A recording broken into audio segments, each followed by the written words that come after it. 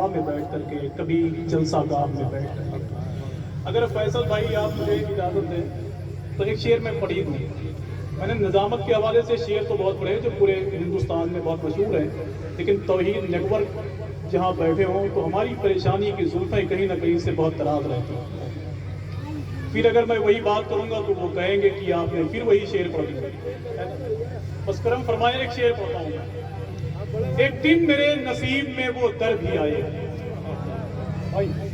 اگر یہ پیچھے والے بولیں گے نا تو سامنے والے خود بخود بولیں گے، اور جب پیچھے والے حملہ کرتے ہیں تو پھر اچھا نہیں لگتا ہے. ایک دن میرے نصیب میں وہ در بھی آئے گا، آنکھوں میں کوئے نور کا منظر بھی آئے گا. سبحان اللہ. اب جتنے لوگ یہاں بیٹھے ہوئے ہیں وہ سوچ کے اور سمجھ کے دان دیجیے گا، اس لیے کہ میں نے بغیر سمجھے ہوئے دان دے دیے. ایک دن میرے نصیب میں وہ در بھی آئے گا. اگر اس کے بعد لگا ہوا شعر اگر نعت کا بڑا شعر بن جائے تو دعا چاہیے کہ ایک دن میرے نصیب میں وہ در بھی آئے گا، آنکھوں میں کوئے نور کا منظر بھی آئے گا. محشر میں آتیوں کو چھڑانے کے واسطے معلوم ہے کہ شافعِ محشر بھی آئے گا. محشر میں آتیوں کو چھڑانے کے واسطے اب معلوم ہے کہ شافعِ محشر بھی آئے گا. معلوم ہے کہ شافعِ محشر بھی آئے گا.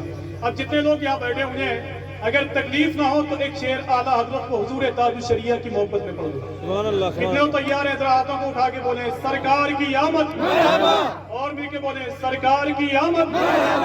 بہت پہلے میں نے اپنی نظامت میں کہا تھا حضور کی آمد کو لے کر کے کہ ایک چوراہے پر ایک بورڈ لگا ہوا تھا. ایک وہابی نے اس کو اتارنے کے بعد کھانے میں جمع کر دیا. پولیس والے سے کہا کہ اس میں ہمارے خلاف بری بری گالیاں لکھی ہوئی ہیں. جب پولیس والے نے اس بینر کو دیکھا تو اس کے اندر لکھا ہوا تھا نثار تیری چہل پہل، ہزاروں عیدیں ربیع الاول، سوائے ابلیس کے جہاں میں سبھی تو خوشیاں منا رہے ہیں. تو پولیس والے نے کہا کہ یار اس میں تو مسلمانوں نے اپنے پیغمبر کی تعریف کی ہے، تم کہہ رہے ہو کہ ہمارے خلاف گالیاں لکھی ہوئی ہیں. تو اس وہابی مولوی نے کہا صاحب آپ نہیں سمجھتے، جہاں ابلیس لکھا ہوا ہے اس سے مراد ہم ہی لوگ. تو چبائے ہوئے لقموں کو بہت دن تک تو کھانا نہیں ہے، لیکن اعلیٰ حضرت سرکار کا ذکر ہم اس لیے بھی کرتے ہیں اپنی محفلوں میں کہ اعلیٰ حضرت سرکار کا یہ کرم ہے جو ہماری خانقاہیں سلامت. ورنہ میں نے ڈنکے کی چوٹ پہ آج کے تقریباً 6 مہینہ پہلے ایک بات کہی تھی. تو وہ اجمیر کا گدی نشین سرور چشتی نے کہا تھا کہ اگر وہ راجستھان میں داخل ہو جائے گا تو اسے گولی ماروں گا.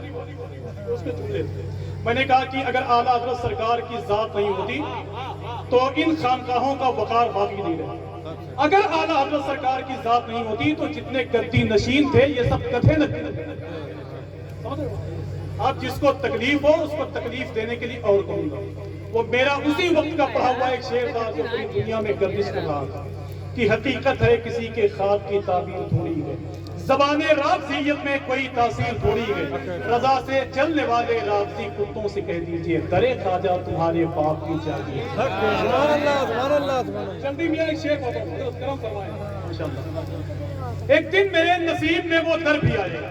اب دیکھنا چاہتا ہوں کہ منبر سے لے کر اور زمین تک کتنے لوگ ایسے بیٹھے ہوئے ہیں جو اعلیٰ حضرت کو حضور تاج الشریعہ کے نام پر بولتے ہیں. ایک دن میرے نصیب میں وہ در بھی آئے گا، آنکھوں میں کوئے نور کا منظر بھی آئے گا.